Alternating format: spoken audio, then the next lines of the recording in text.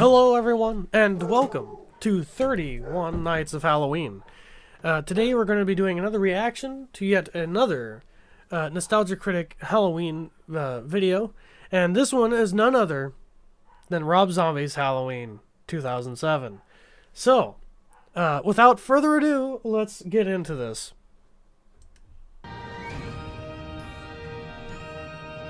already have a bad feeling about this. I've watched the movie myself, by the way. I'll explain that later. Like after the movie. Or after the video. At the end of the video. Jared Leto's dignity. Oh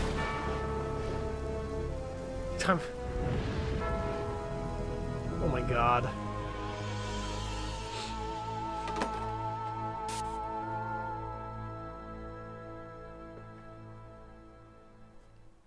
I like it. Hello, I'm the Nostalgia Critic guy. Remember it so you don't have to. Halloween is a creepy and subtle classic beloved by everyone, which naturally means it should be remade. Because he really looks like a dude who understands subtlety. You would think that, though, right? You would think someone who dresses up like someone who's dead would... In 2007, famous rock star Rob Zombie decided John Carpenter's horror masterpiece of master murderer Mike Myers' wacky shenanigans needed a retelling. While disliked by many, the remake did surprisingly manage to get a little bit of love from fans. Some applauded the changes and updates to the horror stable, while others saw it as gratuitously pointless.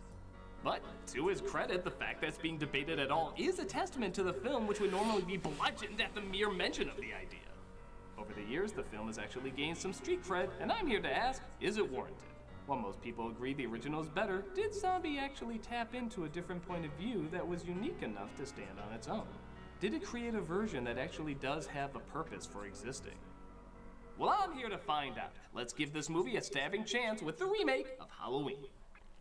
Thankfully dashed the idea that this is a shot-by-shot Gus Van suckfest, because the film immediately starts off different by showing not 5 minutes of Michael Myers' childhood, but 40 minutes. In a 2-hour movie, no less. Now, some say this ruins the mystery of what Myers was like as a kid. Hey, look at that! Look at that!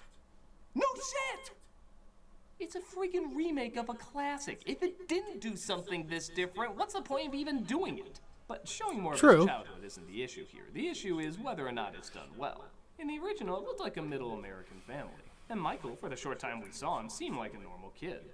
Wouldn't it make sense to really look at Myers as a kid and see where all of this came from? Bitch, I will crawl over there! Oh, it's just redneck assholes. Got it. That's all you do is cry. Wait, we're stuck in this environment for more than 40 minutes? You just hammered in our head in the first 2 seconds why he's crazy. Why do more? Look, if you told me someone went crazy hearing Jim Carrey do that annoying sound from Dumb and Dumber for over 10 years, I believe you. We surprisingly don't need to hear it for 40 minutes to get the idea. We can kind of catch on. But this falls under a genre that Rob Zombie is something of an expert on, exploitation horror. It's meant to be unpleasant, exploitive, and extreme.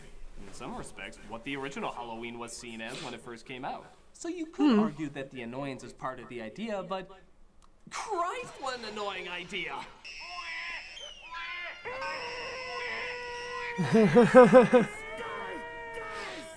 So Michael spends most of his time hurting things, screaming, and getting in pointless fights.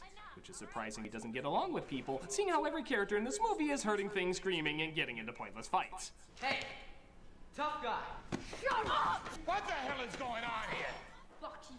What did you say, sir? Fuck you. Mr. Principal? His mother is called into, what else? Scream and yell. I cannot keep coming down here like this. I do not enjoy calling you down here every 5 minutes. It sure seems like you fucking do. Can I have one day of being a stereotypical hooker while my stereotypical bad son gets beaten by his stereotypical drunk dad?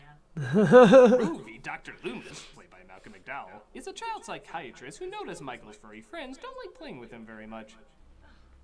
Typically the thrill of causing pain to smaller creatures. It's often an early warning sign. Early warning sign for what?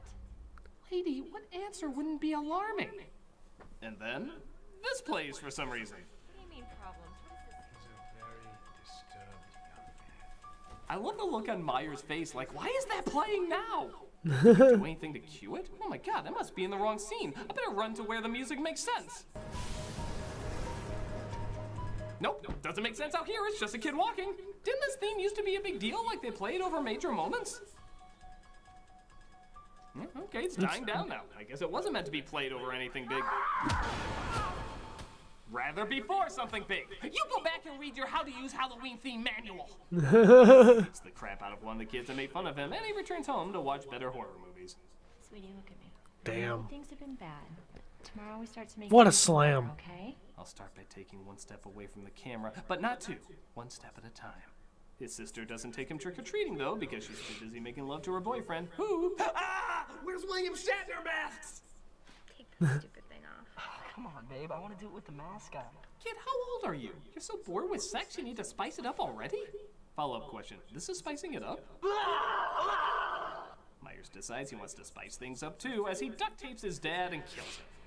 Nothing particularly motivates him to do it. He just decides, why not now? And for no additional motivation, let's throw the sister in there, too.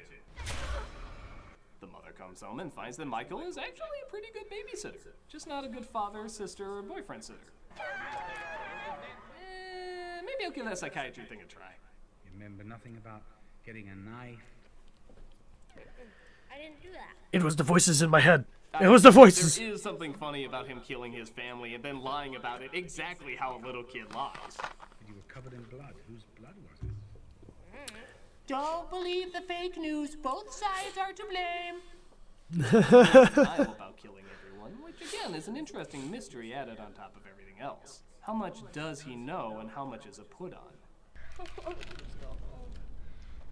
Afraid you can't go home. Why? Because you've done terrible things. Very terrible things, Michael. Very terrible. No, you're using your Malcolm McDowell all wrong. You're not supposed to let him act well.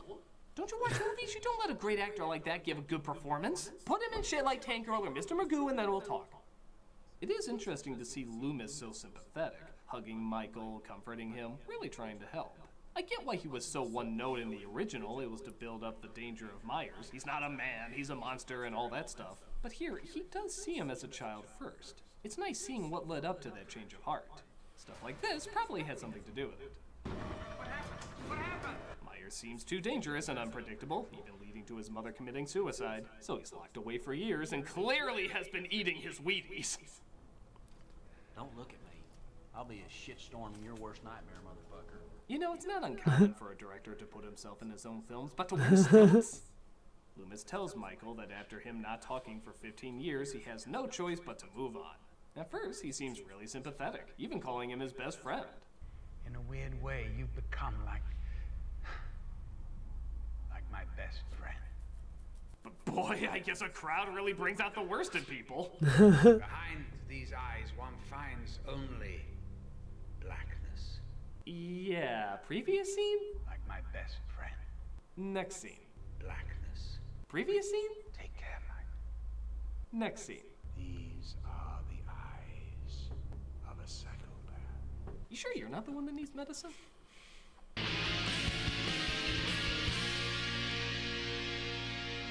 Well,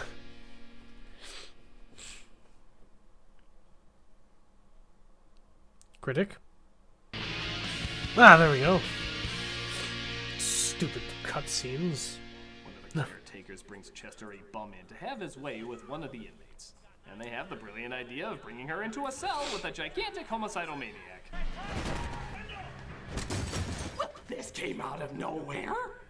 But Myers realizes murder is like Pringles and he can't stop at just one. He even kills the one guard who treated him well, playing to his unpredictability. Though honestly, I think he just wanted to stop Machete too. He realizes his paper mask should probably be put to rest, so he goes to his old stabbing ground and grabs his nostalgia goggles. Ha! The theme actually makes sense in this scene! Witchcraft! Halfway through the film, we're introduced to the main character of the original, Lori. I do like how when she and her friends see Myers for the first time, she doesn't act scared, she instead calls him out. Hey, asshole! Hey, my daddy's the sheriff! Huh? Why don't you go crawl back under your fucking rock? Hey, rock is my trigger word. I'm gonna go complain on a blog about this. The rest is kinda what you'd expect. He follows her around, they play the same music, and Myers starts killing people on Halloween night. I got a rock and stab brutally to death. He sneaks into other people's houses. I like the fact that he won't kill someone based on their taste in movies. You know what? It's a good film. John Carpenter's is good too, but you'll appreciate the classics. Liv? I do also like that Myers sneaks up so well that half the time you don't even notice him. For such an over-the-top film, little touches like that are pretty cool. But don't worry, it doesn't get too subtle. Chucky from Child's Play shares a scene with Alex from A Clockwork Orange. I've never seen two people not trying to be the monster still come across as the monsters. You have created quite the masterpiece of a monster off the blood of this town. I know it's in my bones, Sheriff. Then you must promise that you will play it razor, and I mean razor straight with me. These two could do a Christmas show and it'd still be terrifying. In a clever combination of Halloween 1 and 2, Loomis reveals that Myers is after his baby sister, Laurie, who we don't want to see die because she's the closest thing to a decent human being in this film. Look at this, Mom. Laurie! I said almost. Just to get in some appetizers before the main course.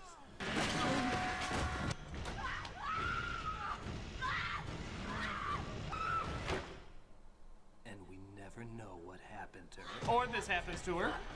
We just like holding shots on doors. But fear not, there's even more confusing choices. Listen to Laurie's very bizarre, dare I say, ridiculously forced backstory after her mom committed suicide. And I see this beautiful, innocent baby sitting in this bloody mess. I omit her from the report. I drive her to another town and drop her off at the nearest emergency room. As sheriffs do. Christ, his manipulation of Theoden wasn't this crazy. Just have him do whatever the hell you want, I guess. Myers finally comes face to face with her, so probably best to have everything on close-up and shaking. Ew. I didn't realize how shaky that is. It's like I'm really there, being shaken as a baby. He knocks her out and takes her to his old house to show that he's her brother. Not entirely sure what he had in mind, but either way, she says shit on that noise and tries to escape. You know, this is why men never show vulnerability around women. He traps her in an empty swimming pool, a unique spot for a climax. But Loomis shows up to end it all. No, really, it's totally over. You know the rules, you killed the monster once, he's never coming back. Oh man, you did that so fast you didn't even give me time to finish my joke. My favorite is when McDowell just flat out screams, "What the hell?" Yeah, no, stab him in the eye, or Michael, stop, just, what the hell? As if to say, really? We're doing this shit? I expected more out of something I already expected less from. Loomis tries to sympathize, but Michael helps him see eye to eye by literally trying to push his eyes together. Oh. Laurie hides inside the house and honestly... It's been a while since I've seen this. ...did a job because he literally searches for her for 5 minutes. Yeah, 5 minutes of just silence and him looking around. Look, I know you want to build suspense, but you know the saying so boring I'd rather stare at a wall? Well, Myers is literally staring at a wall for most of the time. I think more could be done here. But it's Or watch okay. paint It's dry. then followed by 2 minutes of Myers just stabbing the ceiling, trying to get her. Is there such a thing as horror movies for plaster? Because that's what I feel like I'm watching.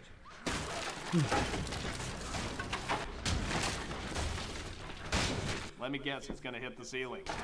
I'm a wizard! And what's his great final plan to finish her off? He just runs towards her. She's like, dumbass, I got a gun. She shoots him, she screams, and that's it. Halloween! So, this clearly isn't as good as the original, but I will give it this. It is the second best Michael Myers Halloween movie. But that's coming from a series that has this. Trick or treat, motherfucker. So take it for what it's worth.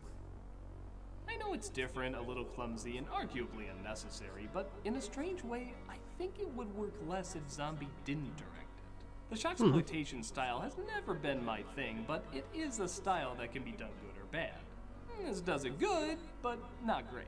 It is a different direction, and sometimes it does tie into the traditional Halloween callbacks. It's kind of like Halloween, but in an alternate universe. The best stuff is in the mental hospital, and seeing him grow up did make me look at the killings in kind of a different way. It made me wonder what was going on in his mind when he was murdering them, while in the original you're more concerned about Laurie surviving. It's hit and miss, I suppose, but honestly, for a remake of one of the most famous horror films of all time, hit and miss is pretty impressive. It's strange and doesn't always work, but the stuff that does is kind of interesting. Take a look and see for yourself. I'm a nostalgia critic guy, remember it, so you don't have to.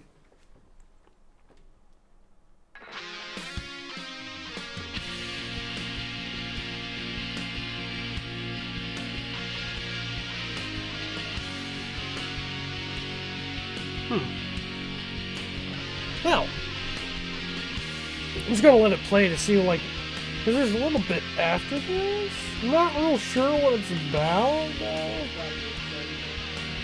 Oh, yeah. First 30, by the way. Yeah, American Kidney Fund. Okay. So yeah. Okay, cool. So what do you Halloween by Rob Zombie. Didn't he make a second one? Yep. That's the one. Yeah, that's definitely the one that I was thinking of. I totally forgot that he actually made a good one. Oh, yeah. This one was the good one. The second one that he made, that one what it was second one? Well, didn't he make a second one? I wish he didn't. Well, wasn't there was a scene in in this one, wasn't there, where he says die? You didn't just say that. No, you didn't just bring that up. Yes, there is a scene in the second movie where he does actually talk. Michael does talk. Yeah, that happened. So yeah, he did. Yeah, so I that was the one I watched, and I also watched this one now that I remember. But yeah, that one, it was just like Michael Myers' persona, like he was the silent killer. He would just kill, wouldn't say anything other than just like grunts or noises, but yeah, never talked. The first movie, he did okay. Yeah, was fine. Like Nostalgia Critic said, he it was good. He didn't like really bash it either. The rape scene, I don't get. When they take the girl into the cell and they rape her in Michael's room, I don't get that one bit. That was a stupid way he escaped. I don't. Yeah. It was almost like he just wanted a rape scene to have a rape scene, and it didn't work in my opinion. But see, it's Rob Zombie. He's all about Violence, really. Violence. Yeah, it's just sex, whatever.